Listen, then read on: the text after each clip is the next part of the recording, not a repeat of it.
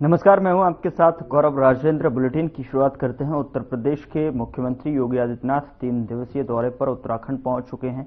सुबह 9:30 बजे योगी आदित्यनाथ देहरादून के जॉलीग्रांट एयरपोर्ट पर पहुंचे, जहां उनका उत्तराखंड के कैबिनेट मंत्री गणेश जोशी और प्रेमचंद्र अग्रवाल ने स्वागत किया। आपको बता दें कि यहां से वह हेलीकॉप्टर के माध्यम से यमकेश्वर के तल्ला बनास गांव पहुंचे। जैसे ही वह मां गढ़वासिनी मंदिर पहुंचे, जहां उनका जोर शोर से स्वागत हुआ। सीएम योगी मूर्ति प्राण प्रतिष्ठा में हिस्सा लेंगे।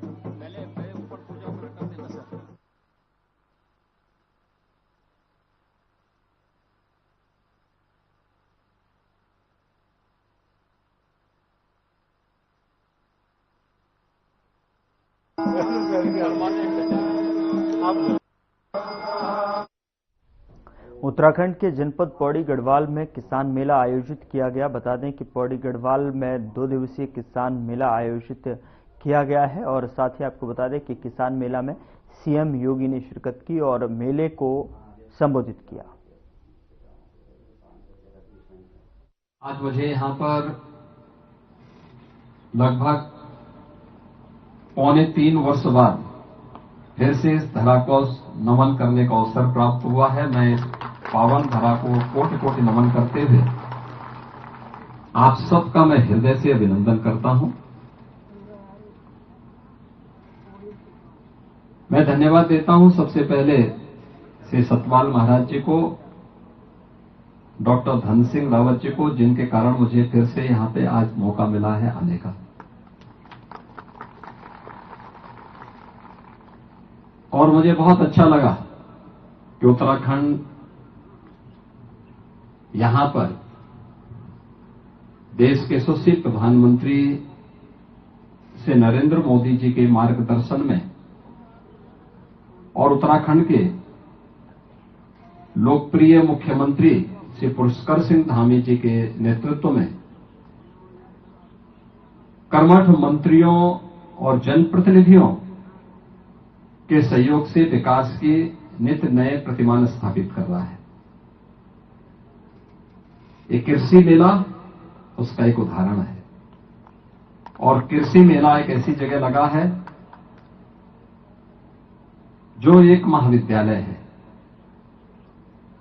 महाविद्यालय से मेरा लगाव इसलिए भी क्योंकि मेरे पूज्य गुरुदेव महंत वैद्यनाथ जी महाराज ने और मेरे पूज्य पिता श्री आनंद सिंह बिष्ट जी ने इस महाविद्यालय के निर्माण के लिए अपना पूरा जीवन और योगदान दिया था।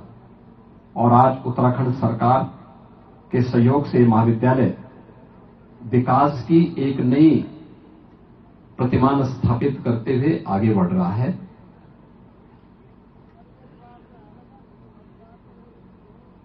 यहां पर जीवीपंथ कृषि और प्रौद्योगिकी विश्वविद्यालय है। यह देश का पहला कृषि विश्वविद्यालय है। 1960 में उत्तर प्रदेश के पहले मुख्यमंत्री और देश के जो बाद में गृह मंत्री बने थे, ऐसे श्री गोविंद वल्लभ पंत जी के नाम पर इस विश्वविद्यालय का नामकरण हुआ। विश्वविद्यालय ने देश के अंदर हरित क्रांति के क्षेत्र में बहुत बड़ा योगदान दिया। देश के अंदर खाद्यान्न सुरक्षा के लक्ष्य को प्राप्त करने के दिशा में आज जो कदम हम बढ़ा पा रहे हैं, वह इस विश्वविद्यालय ने 1960 के दशक में प्रारंभ किया था। और आज आप देख रहे होंगे, इस देश की आबादी जब आज से 1/3 थी, तब देश के अंदर खाद्यान्न संकट था। आज देश के अंदर 140 करोड़ की आबादी है और उसमें से 80 करोड़ लोगों को पिछले 5 वर्ष से प्रधानमंत्री मोदी जी फ्री में राशन की सुविधा का लाभ भी प्रदान करा रहे हैं। खाद्यान्न सुरक्षा का इससे बड़ा और कोई गारंटी दुनिया के अंदर कहीं नहीं मिल सकती जो भारत दे रहा है। विश्वविद्यालय के स्तर पर क्या क्या प्रयास हुए हैं, या फिर राष्ट्रीय डेयरी अनुसंधान संस्थान के स्तर पर या मुक्त विश्वविद्यालय के द्वारा क्या कुछ नया किया जा रहा है, इस मेले के माध्यम से सब कुछ डिस्प्ले यहां पर हो गया है। और मैं आप सबसे अनुरोध करूंगा कि एक बार देखना चाहिए। उत्तराखंड ने विकास किया है, लेकिन अपनी मूल परंपरा से हट करके केवल भौतिक विकास हमें अस्थायी संतुष्टि नहीं दे सकती। खेत यहां के बंजर होते जा रहे हैं, क्या हम उसको बागवानी में बदल सकते हैं? क्या सब्जी उत्पादन के साथ या पॉली हाउस की उस परंपरा के साथ जिसमें विश्वविद्यालय, कृषि विज्ञान केंद्र ये सभी कार्य कर रहे हैं, क्या उधर हम आगे बढ़ सकते हैं? डेयरी सेक्टर में बहुत संभावनाएं हैं। आपके लिए पूरा का पूरा मैदान पड़ा हुआ है, जहां पर आप यहां से दूध, सब्जी, फल यहां से सप्लाई कर सकते हैं।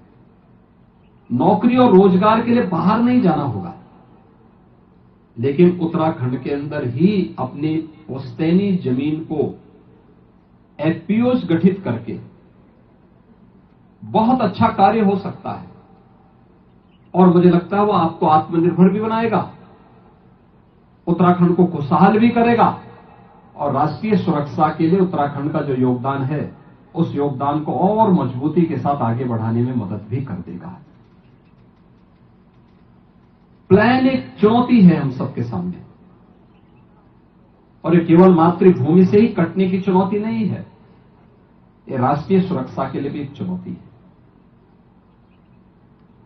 विकास के कार्यक्रमों के साथ साथ हमें इस चुनौती को भी स्वीकार करते हुए अपनी जड़ों को जोड़ना पड़ेगा। और मुझे प्रसन्नता है, मैं धन्यवाद दूंगा वरिष्ठ मंत्री माननीय श्री सतपाल महाराज जी को। कनेक्टिविटी के लिए भी और सिंचाई के लिए भी बेहतर प्रबंधन उनके माध्यम से प्रारंभ हुआ। हर घर नल की योजना के माध्यम से पेयजल की योजना भी गांव-गांव पहुंच रही है। शिक्षा में नए नए केंद्र खुल रहे हैं। डॉक्टर धन सिंह रावत जी के नेतृत्व में यहां पर महाविद्यालय में विज्ञान संकाय जुलाई से प्रारंभ होगा। स्टेडियम के निर्माण का कार्य यहां प्रारंभ हो चुका है। अन्य कार्यों के लिए हम लोगों के स्तर पर भी जो योगदान होगा हम लोग भी उसमें योगदान देंगे। समस्या साधन की नहीं है, समस्या है उस साधन का बेहतर उपयोग करते हुए एक एक छात्र आत्मनिर्भरता के लक्ष्य को, जिसके लिए प्रधानमंत्री मोदी जी कहते हैं वोकल फॉर लोकल, स्थानीय स्तर पर अपनी जड़ों को मजबूत करते हुए ही हम आत्मनिर्भर हो सकते हैं। और आत्मनिर्भर जो होगा वही विकास भी करेगा, वही विकसित भी होगा। विकसित भारत के लक्ष्य को प्राप्त करना है तो उसकी पहली शर्त आत्मनिर्भरता है। आत्मनिर्भरता के उस लक्ष्य को प्राप्त करने की दिशा में हमें बेहतर प्रयास करना होगा। मैं धन्यवाद दूंगा श्री मनजीत सिंह नेगी जी को, जिन्होंने जनरल बिपिन रावत जी, जो देश के पहले चीफ ऑफ डिफेंस स्टाफ हैं, इसी उत्तराखंड की भूमि के सपूत हैं, उनकी स्मृतियों को इन्होंने जीवंत बनाया और उनकी स्मृति में जगह जगह स्मारक बनाना, उनके कार्यक्रमों को अनवरत आगे बढ़ाने के साथ जुड़ना, और जुड़ना ही नहीं बल्कि आज यहां पर जनरल बिपिन रावत जो मेमोरियल फाउंडेशन है उसके माध्यम से उन्होंने इस महाविद्यालय में मेरे पूज्य पिता की स्मृति को जीवंत बनाए रखने के लिए 100 फीट के ऊंचे तिरंगा को, जो भारत के राष्ट्र के आन मान और शान का प्रतीक है, उसको भी इस महाविद्यालय के प्रांगण में आज स्थापित किया है। मैं श्री मनजीत सिंह नेगी जी को और उनके पूरे फाउंडेशन के सभी पदाधिकारियों को के लिए हृदय से धन्यवाद देता हूं। महाविद्यालय विकास के नित नए प्रतिमान स्थापित करें। नई नई गतिविधियों और यहाँ की जो वार्षिक प्रगति रिपोर्ट है, इसके बारे में यहाँ के प्राचार्य जी ने बहुत विस्तार से यहाँ पर कहा है। कृषि और प्रौद्योगिकी विश्वविद्यालय कैसे कार्य कर रहा है, इसके बारे में श्री डॉक्टर मनमोहन सिंह चौहान जी ने, माननीय कुलपति जी ने, राष्ट्रीय डेयरी कृषि अनुसंधान संस्थान कैसे कार्य कर रहा है, इसके बारे में, और मुक्त विश्वविद्यालय की गतिविधियां किस ढंग से आगे बढ़ रही है, इसके बारे में विस्तार से वहां के माननीय कुलपतियों ने भी अपनी बात को रखा है। आज यहां पर देखेंगे आप, बकरी पालन का काम भी हो सकता है, कुक्कुट पालन का काम भी यहां पे कैसे हो सकता है, इसका एक उदाहरण। और कुछ किसानों को बीज के किट भी और कुछ को बकरी भी यहां उपलब्ध होने वाली है। ये बकरी 3 लीटर तक दूध देती है। याद रखना, बकरी का दूध, ये लंग्स की बीमारी, फेफड़े से जुड़ी हुई बीमारी, ट्यूबरक्लोसिस हो यानी टीबी हो, या डेंगी कोई बीमारी, डेंगी आ जाती है, या वायरल फीवर में जब प्लेटलेट्स काउंट कम होते हैं, बकरी का दूध उसका रामबाण औषधि है।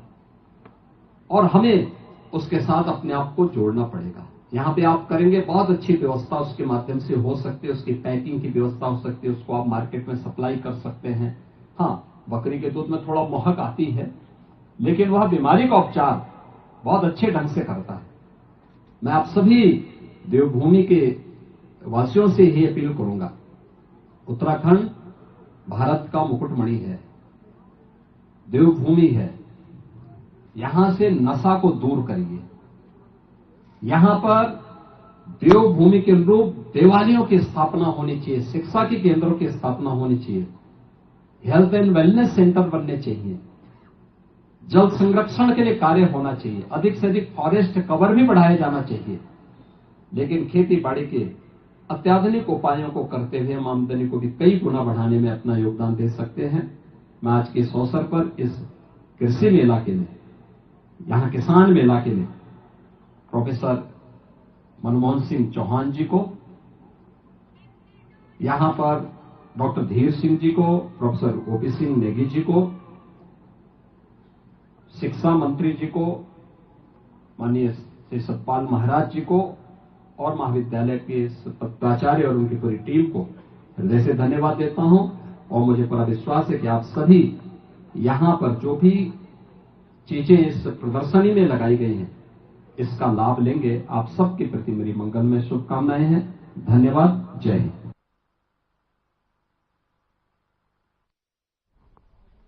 खबर प्रयागराज से है, जहां महाकुंभ में हर रोज लाखों लोग स्नान करने आते हैं। कल्पवासी में 10 लाख से अधिक तीर्थ यात्रियों ने दौरा कर, आपको बता दें कि अब तक 27.97 लाख कुल स्नान हुआ है।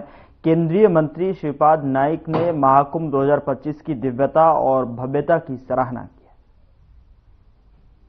व्यवस्था के बारे में सचमुच माननीय मोदी जी के नेतृत्व में, माननीय योगी जी के नेतृत्व में जिस तरह से व्यवस्था यहाँ बनाई है, उसकी वो कहने के लिए कोई हमारे पास शब्द नहीं है।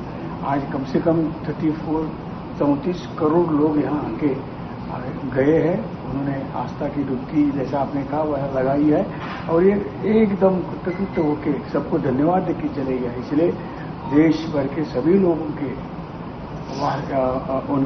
सभी लोगों के तरफ से मैं फिर एक बार योगी जी का और मोदी जी का तहे दिल से धन्यवाद करता हूं कि इतना बड़ा मेला उन्होंने यथास्थिति में सभी सुविधा सभी को देके आज पूरा हो रहा है। खबर लखनऊ से है, जहां मंत्रिपरिषद की बैठक हुई और बैठक के पश्चात कैबिनेट निर्णयों की जानकारी देने हेतु प्रेस वार्ता की गई। आज की इस प्रेस वार्ता में आप सभी लोगों का स्वागत है। कल सायंकाल 5 बजे उत्तर प्रदेश की मंत्रिपरिषद की बैठक में 12 प्रस्ताव प्रस्तुत हुए थे, जिसमें से एक प्रस्ताव को छोड़कर 11 प्रस्तावों पर मंत्रिपरिषद की सहमति मिल गई है। इसमें से ये उत्तर प्रदेश राज्य सड़क परिवहन निगम के बस स्टेशनों को पीपीपी पद्धति पर विकसित कराए जाने के अंतर्गत निगम को अन्य विभागों से लीज पर प्राप्त कतिपय बस स्टेशनों की लीज अवधि को 90 वर्ष के कंसेशन राइट चयनित विकासकर्ता को दिए जाने की आवश्यकता के दृष्टिगत लीज अवधि विस्तार पर मंत्रिपरिषद ने सहमति प्रदान की है। नंबर 2, उत्तर प्रदेश अंतर्देशीय जल मार्ग प्राधिकरण नियमावली 2025 प्रख्यापन किया गया है, उस पर भी मंत्रिपरिषद की सहमति मिल गई। पर्यटन विभाग का यह है कि इस प्रदेश में स्थित राही पर्यटक, आप तो मोबाइल चला रहे हैं, अंतर्देशीय जलमार्ग प्राधिकरण नियमावली, इस पर मंत्रिपरिषद की सहमति मिल गई है।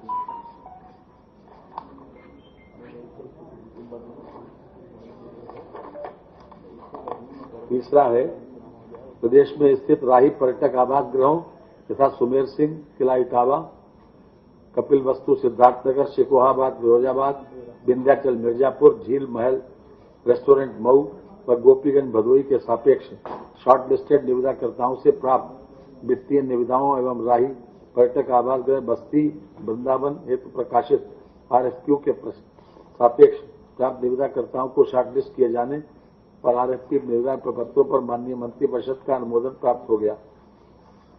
नेक्स्ट है, प्रदेश के प्राचीन धरोहर भवनों हेरिटेज बिल्डिंग्स को अनुकूली पुनः उपयोग एडॉप्टिव री यूज के अंतर्गत सार्वजनिक निजी सहभागिता मॉडल पर हेरिटेज पर्यटन इकाइयों के रूप में विकसित किए जाने के संबंध में इसको भी मंत्रिपरिषद ने ओके कर दिया है। केजीएमयू में 500 बेडेड ट्रामा सेंटर के विस्तार एवं पेशेंट यूटिलिटी कॉम्प्लेक्स के निर्माण की योजना को कल मंत्रिपरिषद की सहमति मिल गई है। इसमें 272.97 लाख रुपए, 2 अरब 72 करोड़ 97 लाख रुपए, 97,17,000 रुपए का खर्च आएगा। ये इसकी बहुत बड़ी आवश्यकता थी, ये हो गया।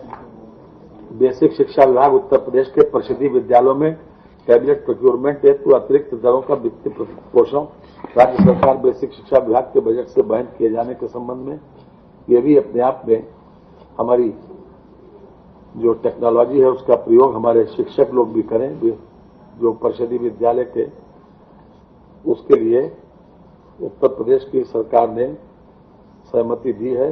यद्यपि इसमें केंद्र का भी बड़ा रोल है और केंद्र ने 10,000 पर टैबलेट हमको सहयोग किया है और 1468 करोड़ रुपया 1468.80 करोड़ रुपया उत्तर प्रदेश सरकार को वहन करना है। ये कुल मिलाकर एक बहुत अच्छा प्रयास है, तो काफी सफल है। लोग जो हैं टैबलेट के माध्यम से हमारी टेक्नोलॉजी और जो इंटरनेट से कनेक्टिविटी उसके माध्यम से विभिन्न प्रकार की जानकारी से बच्चों को लाभान्वित किया जा सकता है। इसके अतिरिक्त ये जनपद मथुरा वाला प्रस्ताव जो वापस हुआ है के लिए गृह विभाग के 469 वाहनों जो निष्प्रयोज्य हो गए थे, 43 करोड़ 33,04,792 रुपए की लागत से इनको रिप्लेस किया जा रहा है। इसमें से इनोवा भी हैं, स्कॉर्पियो भी हैं और मोटरसाइकिलें भी। ये कुछ प्रस्ताव थे जिन पर विधानसभा का सत्र 18 फरवरी से प्रारंभ होने पर भी मंत्रिपरिषद ने सहमति प्रदान कर दी। अब मैं माननीय नितिन अग्रवाल जी से अनुरोध करूंगा कि वो जो नई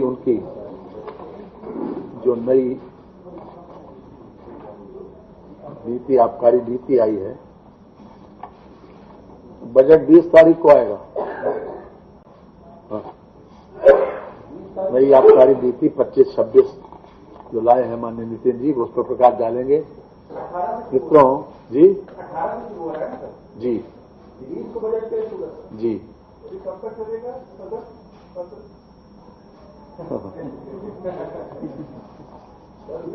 ये कार्य मंत्रणा समिति तय करेगी।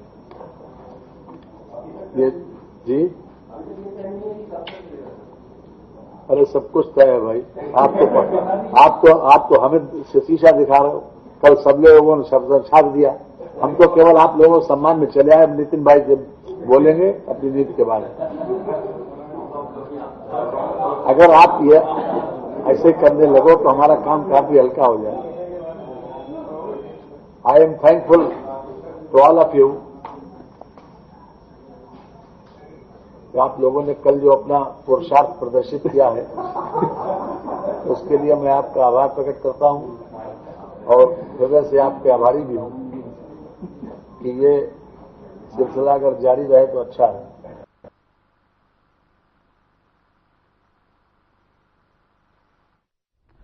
उधर महाकुंभ में सभी संप्रदायों की भागीदारी देखने को मिल रही है, जो सीएम योगी की एकता के महाकुंभ को साकार कर रहा है। इसी क्रम में संतों ने वाल्मीकि समाज से जुड़े संत भी इस भव्य महाकुंभ का श्रेय योगी सरकार को दे रहे हैं। खासतौर पर सीएम योगी के प्रयासों से प्रयागराज में महर्षि वाल्मीकि की प्रतिमा स्थापित किए जाने से समाज के संत खुद को सम्मानित और गौरवान्वित महसूस कर रहे हैं। अखिल भारतीय महर्षि वाल्मीकि साधु अखाड़ा परिषद के अध्यक्ष ने कहा है कि योगी हमारे गुरु भाई हैं। सर्व समाज के विकास के लिए उनका योगदान अविस्मरणीय है। वाल्मीकि और रैदासी संत योगी के मुरीद हैं। महाकुंभ के अंदर योगी सरकार जो है इतना बड़ा कार्य कर रही है, तो बहुत खुशी की बात है कि योगी आदित्यनाथ जी महाराज कुंभ मेले में, एक तो है वो नाथ संप्रदाय से है और हमारा बहुत बड़ा नाथ योगी है, क्योंकि हमारे बड़े गुरु योगी वैद्यनाथ जी महाराज, जो हम भी बचपन में योगी वैद्यनाथ महाराज जी की सेवा करते रहे और महाराज जी के चेले ही हम भी तो योगी वैद्यनाथ महाराज जी के, क्योंकि जब हरिद्वार में आते थे तो हम भी पंजाब से उनके पास रहते थे, महाराज की सेवा करते थे वैद्यनाथ महाराज जी की। और उनके शिष्य इसके यहाँ के योगी आदित्यनाथ जी महाराज मुख्यमंत्री है और मेले की व्यवस्था जो उन्होंने बहुत बढ़िया करी है, तो इसलिए